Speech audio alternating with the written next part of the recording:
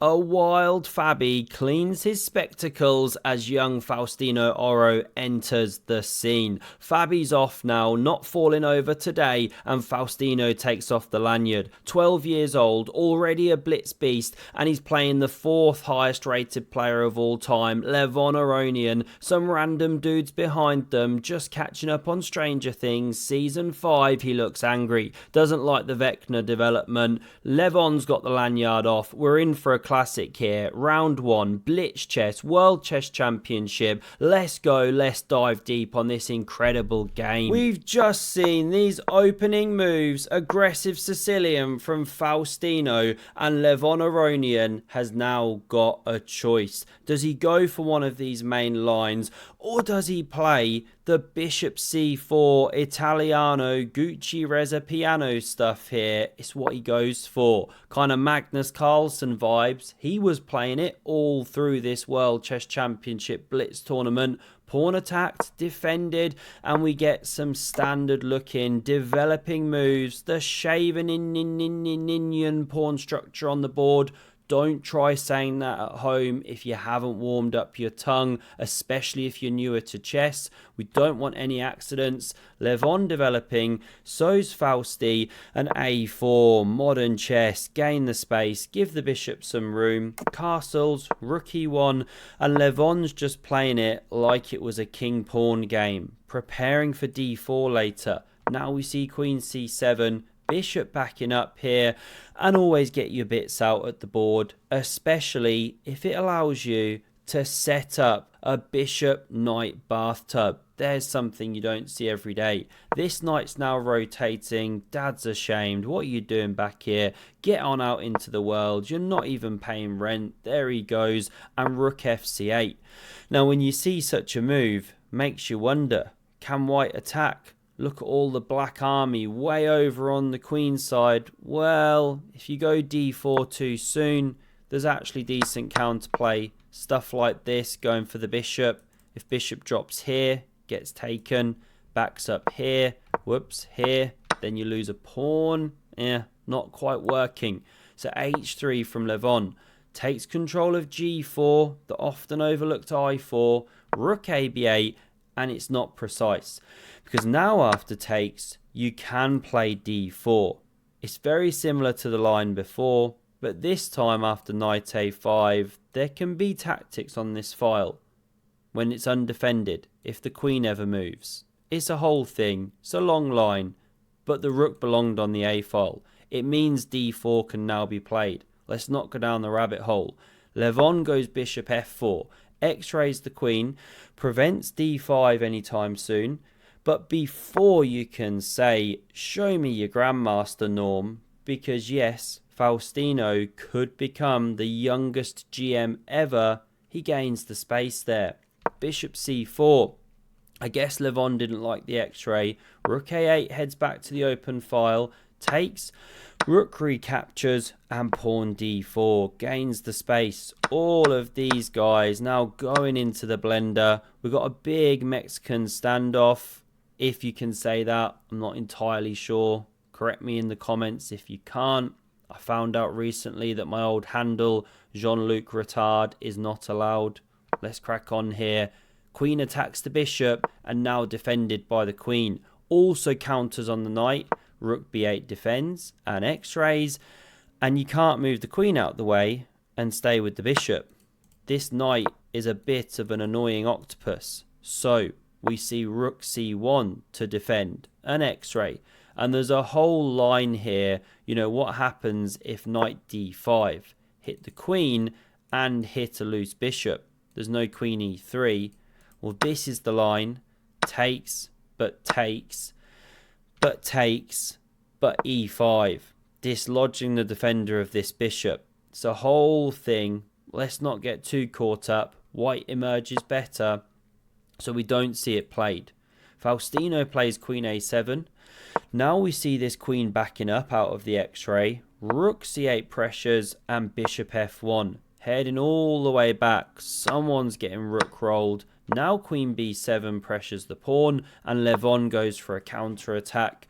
d5 immediately possible. but h6 from Faustino, so cool and calm and collected, easy to overlook, such classy moves.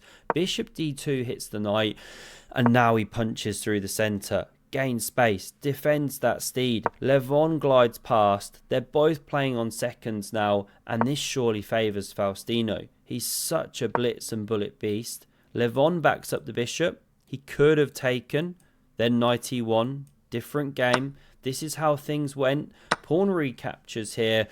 Bishop c6, kind of a nasty bishop, but let's keep your eye on that one, because after g4, Faustino decides it's time to roll out a brilliancy. What does he play? Bishop b5. And would you look at his fans? He's saying, I'm going to give you this piece, because if you take it, I can take here. And if you take me back, I can take here. In one way or another, with queen or bishop. And if you try and retreat first, fine. Lop the queens off. Then I'll save my bishop. I've got the bishop, slightly better pawn structure, but it's not much, pretty level. Okay, we didn't see bishop takes on b4. We saw takes here. Queen recaptures. Levon tucks his king in. Now this queen invades here, and bishop takes, giving up the dark squared bishop. Levon didn't want to see this one start hopping, but there's new problems. The dark squares, the Swiss cheese. Here comes the queen. Now we see bishop c3 trying to destroy the base of the chain, and Faustino makes this incredible progress, swings round like this, prepares to now check. This is actually a mistake because you don't stay in tabs with the bishop, and it allows the queen to creep in. No pressure here. Now queen a2, and it's a huge mistake. Technically staying with the king was better, but it's not easy. There's a winning idea here. Starts with check, bishop e3, king h2, and there is a killer move. It's on the board. Queen f1. And you're boxing that king in.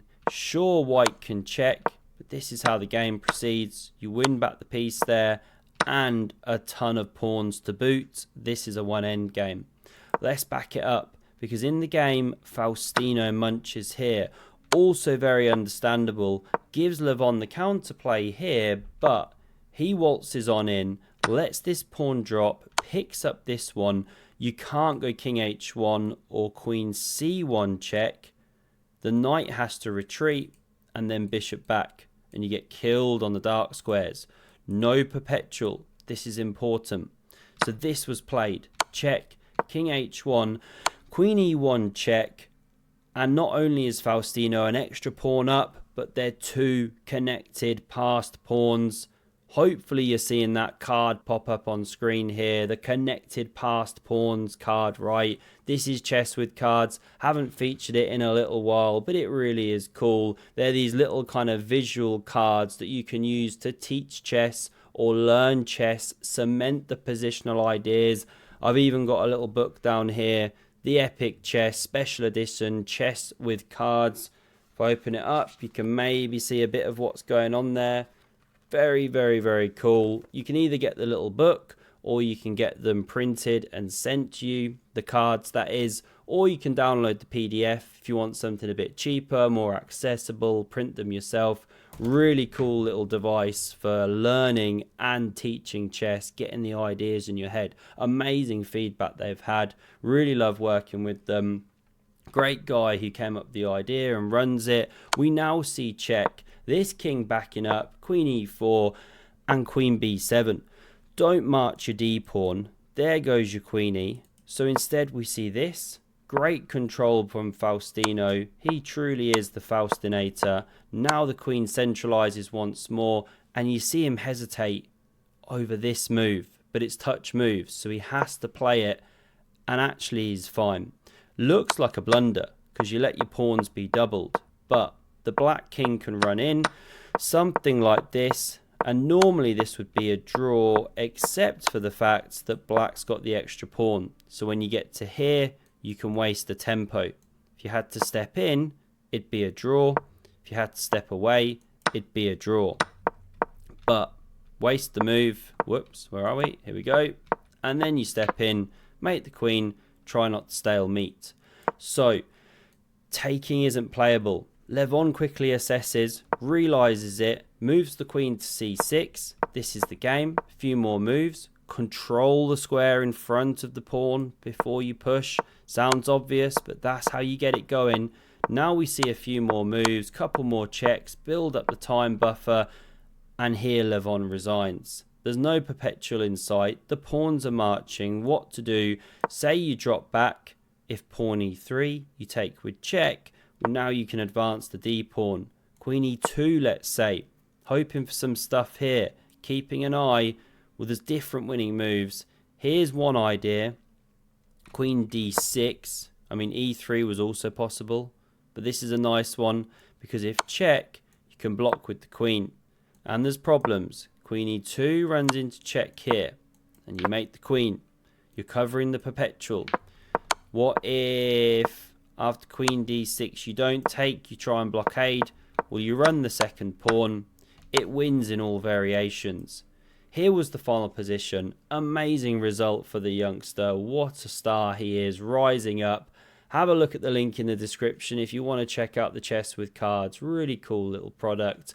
And have a look at the video on screen if you want some more epic chess. Cheers.